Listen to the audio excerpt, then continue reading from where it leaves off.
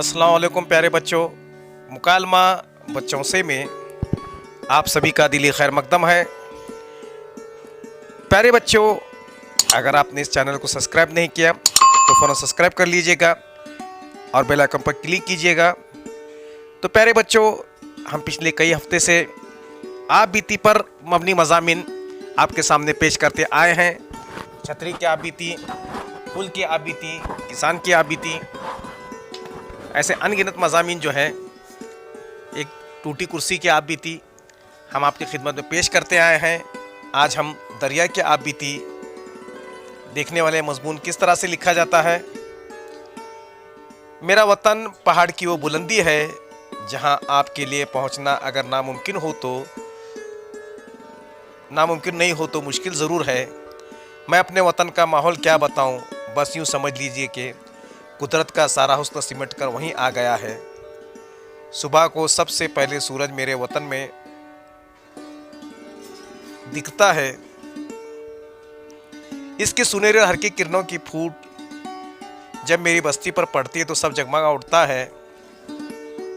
आप सवाल करेंगे कि ऐसा खूबसूरत और जानदार माहौल छोड़कर मैदानी इलाके में क्यों चला आया। बात यह है कि मैं अक्सर ऊंचाई से नीचे झांका करता था। एक दिन जी में आया कि क्यों ना ज़मीन पर चलकर वहाँ की सैर करूं। बचपन से तबीयत में शौक़ी कूट कूट कर भरी हुई थी, इसलिए मेरे शौक़ को और भड़काया। बस फिर क्या था, झूमता झामता चट्टानों को तोड़ता बहुत तेज़ी के साथ नीचे की तरफ बढ़ने लगा और जब ज़मीन से बहुत फासला कम रह गया तो ज़ोर की छलांग लगाकर दम से ज़मीन पर कूद पड़ा।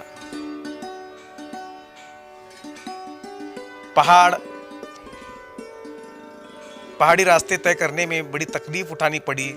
थकान बहुत आ चुकी थी, इसलिए मैदान में पहुंचकर मेरी रफ्तार कुछ सुस्त पड़ गई। खैर, जो होना था वो हुआ। पीछे पलटकर देखना नामुनासिब समझा।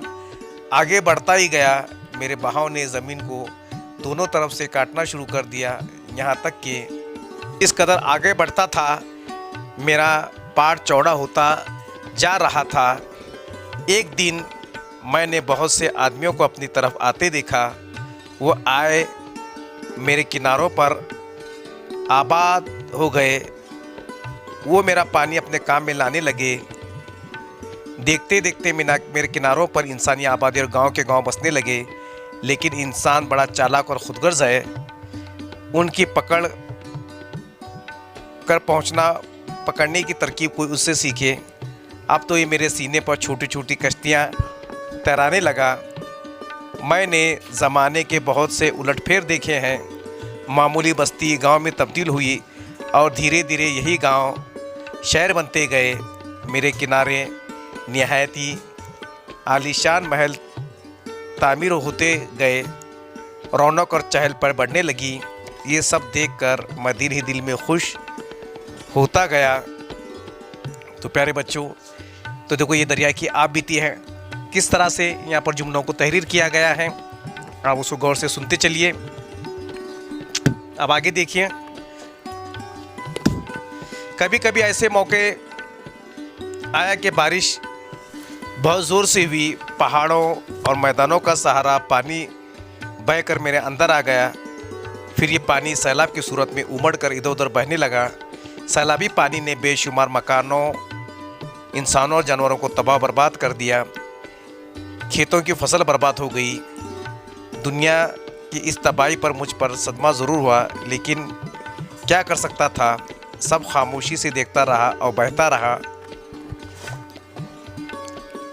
अपना आबाई वतन छोड़ना महज तफरी की वजह से था, लेकिन मैदान में पहुंचने के बाद मेरे ख़यालात में बहुत सी तब्दीलियां आ गईं।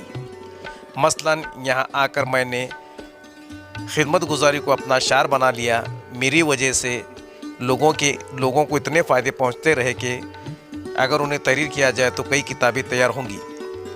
तो अभी आखिरी पैराग्राफ देखिए।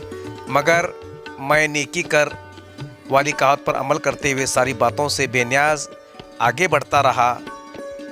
आखिर एक मंजिल ऐसी भी आई कि जब मैंने देखा कि समंदर की बेपनाह वसत एक माँ की तरह अपनी गोद फैलाए हुए मेरी राह देख रहा है।